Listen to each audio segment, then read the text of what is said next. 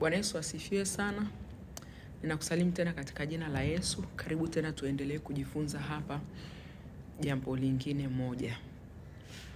Mungu anapokushirikisha jambo, anahitaji ushiriki wako katika hilo jambo. Ukiona wakati wowote Mungu anakushirikisha jambo lolote, ni kwamba anahitaji ushiriki wako katika hilo jambo. Kwa sababu gani? Kwa sababu Mungu yeye ni Mungu. Ana uwezo, ana mamlaka yote, anaweza kufanya kila kitu. Kwa hiyo si lazima sana akushirikishe wewe kama mwanadamu. Anaweza kufanya kabla hajakushirikisha. Lakini pale Mungu anapoamua kukushirikisha katika jambo ambalo anataka kufanya, ni kwa sababu anataka ushiriki wako katika hilo jambo. Tukiangalia kule kwenye Kutoka mlango wa 32, kuanzia mstari wa 7 hadi wa 10 pale, Mungu anamwambia Musa jinsi ambavyo amekasirishwa na wana wa Israel, jinsi ambavyo walivyotengeneza sanamu ile ya ndama. Mstari wa 10 anasema hivi, niache niwaangamize, alafu nijipatie taifa kutoka kwako. Kwa nini Mungu alimshirikisha Musa? Wakati kama Mungu alikuwa ameona wana wa Israeli wamekosea, it was very simple kwamba angeangamiza tu. Alafu baadaye Musa amuulize kwa nini umeangamiza, aseme mimi nimeangamiza ni kwa sababu nataka nijitowalie taifa kutoka kwako, kwa sababu hawa wamekuwa ni watu wenye shingo ngumu. Lakini ile kwamba Mungu alimshirikisha Musa ni kwa sababu alitaka Musa naye ashiriki katika hilo jambo. Ndio maana tunaona Musa akaweza kujisikia vile ambavyo Mungu alikuwa anajisikia, kwamba Mungu ni kweli wana wa Israeli walikuwa wamemuumiza moyo wake, lakini akaona sasa hao mbona wamekuwa hivi. Si kwamba alikuwa anatamani sana kuangamiza, lakini kama ingebidi, kama Musa angetoa kibali cha kuangamizwa, wangeangamizwa. Lakini Mungu alipomshirikisha Musa aliweza kujihisi vile vile Mungu alikuwa anahisi kwenye moyo wake kwa habari ya wana wa Israeli, na kwa habari yake jinsi ambavyo amewatoa kutoka huko Misri na anawapeleka Kanaani, lakini wako njiani bado hawajafika, lakini wamekuwa watu wenye waasi.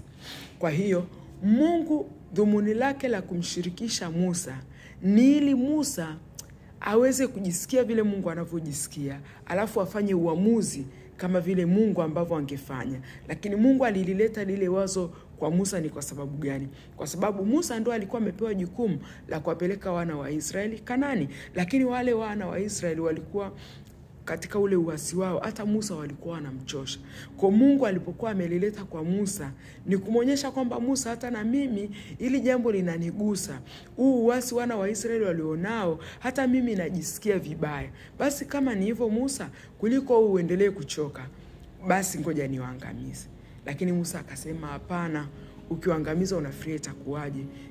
Wale mataifa waliosikia kwamba umewatoa Misri, so watasema umeshindwa kuwafikisha Kanaani, ndio maana wakafia ukawaulia huku nyikani. Mungu usiangamize. Na Mungu alimsikia Musa. Sasa kama lengo la Mungu lilikuwa ni kuangamiza, hakuwa na sababu ya kumshirikisha Musa, ila alitaka amshirikishe Musa kwa sababu alitaka Musa naye ashiriki, yani ahusike katika hilo jambo pia.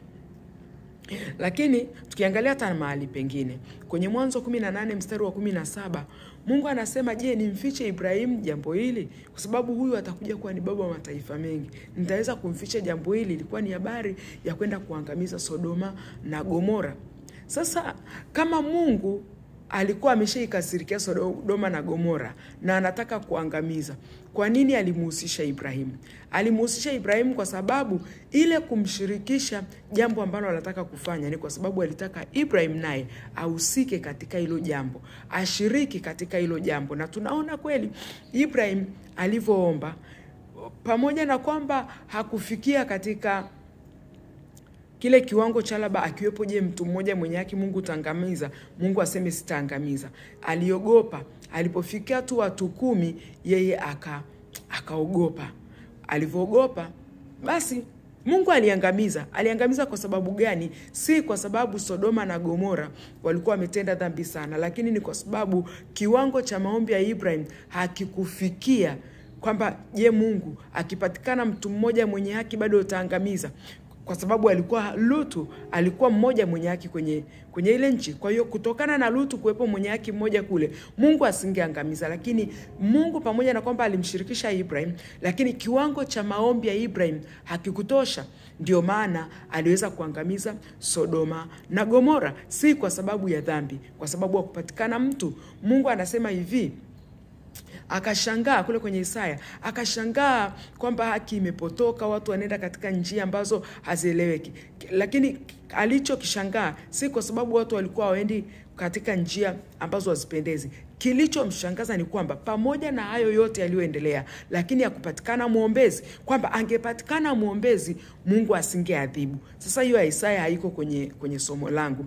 Hiyo nimeisema tu kujulisha kwamba Mungu anapotaka kufanya jambo huwa anamshirikisha mwanadamu. Kwa sababu gani? Anataka uhusika wa yule mwanadamu, ili Mungu asimwage ghadhabu yake kwa kiwango ambacho ametaka kumwaga ile ghadhabu, kama atapatikana mwanadamu mmoja atakayesimama. Kwa hiyo kama kipindi kile Ibrahim angeendelea kushuka mpaka aseme, je, Mungu akipatikana mwenye haki mmoja bado utaangamiza? Mungu angesema, kwa ajili ya huyo mwenye haki mmoja sitaangamiza, na Sodoma na Gomora vingekaa salama kwa sababu ya maombi ya Ibrahim. Kwa hiyo wakati wote Mungu anapokushirikisha jambo lolote, ni kwa sababu anahitaji wewe ushiriki pia katika hilo jambo. Anahitaji uhusika wako, ambao huo uhusika ni positive katika hilo jambo. Anahitaji uhusika wako katika hilo jambo. Kwa mfano, Mungu akakuonyesha labda maovu yanatendeka labda ni katika nchi. Akakwambia, kutokana na maovu haya yanayotendeka katika nchi, mimi Mungu nataka kuangamiza. Ukimwambia Mungu angamiza, ataangamiza. Kwa sababu gani? Wewe aliyekushirikisha ndo uamuzi uliofanya. Lakini Mungu anachokitamani kwamba anapokushirikisha ni wewe uhusike, kwamba usikie vile yeye anavyosikia katika moyo wake, ili wewe uweze kutenda kama vile ambavyo yeye anataka kutenda. Anapokushirikisha ni ili uweze kusimama pale mahali palipobomoka. Ili nini? Ili Mungu asiangamize. Ona, Yona Mungu alimshirikisha jambo la kule Ninawi, jinsi maasi yalivyozidi na nini. Sasa Yona moyoni mwake akawa anatamani Mungu aangamize. Yona ndicho alichokuwa anakitamani. Lakini asante Yesu kwamba Yona alivyopeleka ule ujumbe kule kwa watu wa Ninawi, wale watu mioyo yao ikapondeka, mfalme moyo wake ukapondeka, wakavaa nguo za magunia, akasema kila mtu afunge, watu wasile hata na mifugo. Ili nini? Waanguke kwa toba mbele za Mungu. Hicho ndicho kilichokuwa kwenye moyo wa Mungu, kwamba Mungu alikuwa ameona watu walikuwa wametenda dhambi, akaona amshirikishe Yona. Sasa Yona moyo wake haukuwa mzuri. Haukuwa mzuri. Alikuwa anatamani kuona Mungu akisema, Mungu afanye kile alichokisema. Ndio maana akamwambia, mimi nilijua tu wewe una huruma. Ndio maana mimi nilikuwa nimekimbilia zangu Tarishishi. Lakini nia ya Mungu ni nini? Nia ya Mungu sio kuangamiza wakati wowote. Kwa hiyo kwa mfano, kama kipindi kile amemtuma Yona, na moyo wa Yona haukuwa kama moyo wa Mungu. Manake moyo wa Musa ulikuwa kama moyo wa Mungu. Alikuwa amebeba ule moyo wa Mungu ndani mwake. Ila moyo wa Yona haukubeba moyo wa Mungu ndani mwake. Ulikuwa umebeba ubinadamu zaidi. Ndio maana alitamani waangamie. Sasa ona, kama Yona alitumwa, nia ya Mungu ilikuwa sio kuangamiza. Yona alitumwa. Alivyotumwa, moyo wake ukabeba ubinadamu zaidi. Alafu tuseme sasa na wale watu wa Ninawi nao wakawa katika hali zao za kibinadamu, walipopokea ujumbe wasinyenyekee, wangeangamizwa. Wangeangamizwa si kwa sababu Mungu alitaka kuangamiza, ila kwa sababu yule aliyeshirikishwa sasa hakuwa na moyo wa Mungu, hakuhusika positively, yani hakuwa na uhusika chanya. Yes, ule uhusika mzuri sasa. Hakuwa na uhusika mzuri wa kuweza kuponya kile Mungu alikuwa anatamani kuponya, ila akawa na uhusika ambao so negative, ambao ulitaka kufanya kile kibaya ambacho Mungu hakuwa amekitaka, ingawa kama yeye angetoa go ahead, Mungu ndicho angefanya.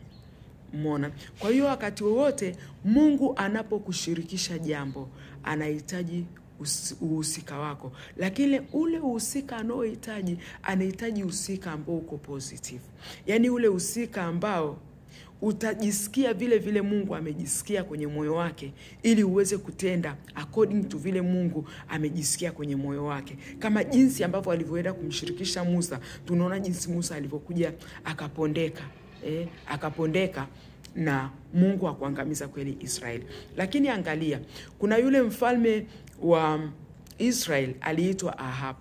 Sasa Ahabu alikuwa ni mfalme ambaye alikuwa muasi sana. Neno la Mungu linasema aliuza nafsi yake kutenda maovu. Lakini kuna wakati ule ambapo alienda kunyang'anya shamba la Naboth kwa shinikizo la mke wake. Mke wake akamwambia hilo shamba mimi yani nitakukabidhi. Sasa akaenda kweli kumiliki lile shamba. Alipokuwa pale, neno la Mungu kwa kinywa cha Isaya akamtuma kwenda kumpa onyo kwamba jinsi Mungu atakavyofanya maangamizo katika familia yake. Ahab pamoja na kwamba alikuwa muovu, akanyenyekea kwa Mungu. Mungu akamwambia Isaya, umeona jinsi Ahabu alivyonyenyekea? Nenda akamwambie hayo mabaya hayatakuwa kwa kipindi chake, bali yatakuwa kwa kipindi cha watoto wake. Unaona hapo ni nini? Mungu ni Mungu mwenye huruma, ni Mungu mwenye rehema. Anapokushirikisha jambo lolote, yamkini anakushirikisha jambo la mtu amefanya ubaya. Sasa usifikirie kwamba amekushirikisha jambo la mtu amefanya ubaya, kwamba anasema mimi huyu kwa sababu ya huu ubaya ninataka nimuangamize, ninataka nimuue. Basi na useme sawa Mungu muue. Ukisema sawa Mungu muue, Mungu atamuua. Lakini Mungu alikuwa anategemea wewe usimame mahali palipobomoka, uombe rehema kwa ajili ya yule mtu ili Mungu amponye. Kwa sababu gani? Unaweza kuta huyo mtu mbaya aliyetenda hayo mabaya ni kama Sauli alivyokuwa anawaua watu waliookoka kipindi kile. Sasa kwa mfano, Mungu akaenda akamshirikisha mtu, na Mungu alijua kabisa kipindi kile angewashirikisha watu, wangesema huyu mtu afe. That's why Yesu akamtokea mwenyewe kumpinga pale njiani. Alivyompinga pale njiani, Paulo alivyofanya yale majibizano na Yesu, akaona okay, kama imekuwa hivi, akajisikia ndani mwake kama kuna kitu cha tofauti kimeingia. Umeona? Lakini imagine yule Anania ndio alikuwa ametumwa. Nenda kamwambie, Mungu amemshirikisha kwamba mimi nataka kumuangamiza, kumuua huyu Sauli kwa sababu analitesa sana kanisa. Anania angesema Mungu muue sasa hivi. Kwa sababu gani? Tunaona nini? Tunaona pale ambapo Mungu alipomwambia Anania, nenda kamuombe Paulo. Kamuombe Sauli yuko kule. Ameonyeshwa kwamba kuna mtu anaitwa Anania ataenda kumuombea. Sasa akasema hapana, huyu mtu anao haraka kabisa wakuje kutuangamiza huku, Mungu mimi siendi. Mungu akamwambia no, hiki ni chombo changu kiteule. Sasa imagine angekuwa ameshirikishwa yeye, Mungu amemshirikisha kwamba sasa mimi nataka kumuangamiza huyu, nataka kumuua kwa sababu amekuwa teso kubwa kwenye kanisa, angesema muue. Wale watu wote wa kanisa kipindi kile wangeshirikishwa kwa habari ya Sauli, angesema muue. Lakini lengo la Mungu la kushirikisha wakati wowote si kwamba kwa sababu anataka kumuua, kwa sababu kama angetaka kumuua angemuua silently bila kumshirikisha mwanadamu yoyote. Hasa fikiria, Mungu amekushirikisha habari ya mtu fulani, labda ni mchawi au labda ni kahaba au labda ni mtumishi hata anaenda katika njia ambayo sio nzuri, alafu Mungu akakwambia huyu kwa jinsi anavyofanya maovu mimi nataka nimuue. Mungu anapokushirikisha, tega sikio sana, kwa sababu ile Mungu anapokuambia nataka nimuue, kwenye moyo wake sana sana inaweza ikawa si kwamba anataka amuue, ila anataka kukusikilizisha kile ambacho anataka wewe usikie ili uweze kutenda according to vile anavyotaka itendeke. Inawezekana ni mchawi mkubwa sana, lakini huyo mchawi ndani mwake yuko Paulo. ambaye kama akipatikana mtu atakayesimama kuomba vile Roho Mtakatifu anavyoongoza, ili hizo roho za kichawi zimwachie huyo mtu, kwa sababu ni chombo kiteule cha Mungu. Akipatikana yule mtu anakuwa kama chombo kiteule cha Mungu. Sasa anaweza asipatikane akasema muue, lakini kumbe kule ndani mwake ni Paulo ambaye angetuletea hizo nyaraka zote ambazo sasa hivi zimekuwa ni msaada sana katika kanisa. Kwa hiyo Mungu anapokushirikisha jambo lolote, kinachotakiwa ni nini? Ni umakini.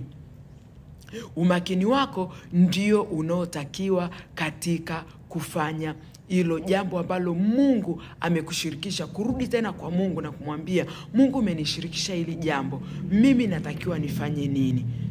Natakiwa nifanye nini? Kama ni kuomba, mimi natakiwa niombe kwa namna gani? Kwa hiyo unapomshirikisha Mungu, anapokushirikisha jambo kama hilo, wewe unachokitakiwa ni kurudi kwa Mungu ili kusikia ni nini hasa anachokitaka kwako wewe kwa habari ya kukushirikisha katika hilo jambo. Tunaona hata pale kwenye Isaya, alipokuwa anataka Yesu aje duniani, alishirikisha. Akasema ni mtume nani ulimwenguni na nani aende badala yetu? Isaya 6:8. Umeona? Kwa nini? Mungu kwa nini alishirikisha? Si angeamua tu kumwambia Yesu nenda duniani. Lakini alishirikisha ili asikie jinsi atakavyopokea kile alichoshirikishwa. Na sasa Yesu akakubali akasema nitume mimi Bwana. Na kwa sababu alikubali nitume mimi Bwana, hata ule uchungu na maumivu aliyopata huku duniani aliweza kuyastahimili. Kwa sababu gani? Aliposhirikishwa, alikubaliana na Mungu katika kile ambacho Mungu amekitaka kuja kukifanya huku duniani. Kwa hiyo mpendwa katika Bwana, Mungu anapoamua kukushirikisha jambo lolote ni kwa sababu ametaka wewe ushiriki. Sasa ushiriki wako hautaki ushiriki haraka kwa vile ambavyo kwambia nataka kuangamiza, useme basi angamiza. Nataka kuangamiza, rudi kwa Mungu. Nenda ukamsikilize. Saa nyingine ni kwamba nataka kuangamiza, lakini nikiangamiza kutakuwa kuna madhara 1, 2, 3, 4, 5. Kwa wewe simama omba ili hata ninapoangamiza hapa haya madhara yasije yakatokea kwa hao watu wengine. Au nataka kuangamiza, huyu ana kitu kizuri ndani, lakini mimi ananiudhi kwa vile ambavyo mwenendo wake huko analitukanisha jina langu. Sasa simama omba ili hizo roho za uharibifu zimwachie. Kwa hiyo katika Mungu kukushirikisha jambo, anahitaji na wewe uhusika wako katika kushiriki. Sasa utakaposhiriki, yeye ndo atakayekupa maelekezo ya namna gani ya kushiriki, kama alivyompa Musa maelekezo kwenye moyo wake namna gani ya kushiriki. Hatuwezi kujua tu namna gani alimpa maelekezo, lakini neno la Mungu linasema hivi, mioyo yetu inapokuwa kwa Mungu, yale mawazo yake yanafunuka kwetu. Sasa yale mawazo yake yanapofunuka kwetu, tunapata exactly kile ambacho Mungu anajisikia kwenye moyo wake. Kwa hiyo inawezekana kabisa Mungu anakushirikisha kwa habari ya mtu mwenye kutenda dhambi, lakini moyoni mwako unajisikia kuugua sana, Mungu jamani naomba umrehemu. Sasa hilo sio wazo lako, hilo ni wazo la Mungu lililofunuka ndani mwako. Jinsi Mungu anavyojisikia kwa habari ya yule mtu, kwamba Mungu ni anatamani kabisa asingemwangamiza. Kwa sababu gani? Mungu hafurahishwi na vifo vya wenye dhambi. Kwa hiyo Mungu wakati wote anapokushirikisha jambo la mtu, hata kama unajua ana dhambi kiasi gani, hata kama ni mtesi kiasi gani, nenda mbele za Mungu akupe maelekezo sahihi ya nini cha kufanya, kwa sababu katika yale maelekezo inawezekana Mungu anatamani kabisa kumponya, lakini hajapata tu mtu atakayesimama kuomba rehema na toba kwa ajili yake. Kwa Mungu akubariki sana. Tuwe watenda kazi pamoja na Mungu, tuweze kusikia vile vile Mungu anasikia katika moyo wake, ili Mungu aweze kutufurahia hata tunapomtumikia. Anapoleta wazo la kuangamiza, sisi tutamani kuona Mungu afadhali umuokoe. Sisi tusimame katika kuomba rehema. Mungu anapenda rehema, anasema anapendezwa na nini? Kutenda haki na kupenda rehema na kwenda kwenye nyenyekevu na Mungu wetu, ndicho Mungu anachokipendezwa. Kwa hiyo sisi tusimame katika zamu yetu ya kuwa wenye rehema, alafu Mungu yeye ataamua atarehemu au ataangamiza. Lakini sisi kwa nafasi zetu tusimame katika kutaka rehema wakati wote ambapo Mungu anapotufunulia jambo, hata kama ni baya, ni gumu, limetuumiza kiasi gani. Mungu anapotushirikisha anataka sisi tuweze kuhusika katika kushiriki kwenye hilo jambo, lakini tuhusike positively, ili kwamba kama ni mtu ambaye anataka kuangamizwa, basi asangamizwe, yamkini atakuwa ni msaada katika jamii. Mungu akubariki sana.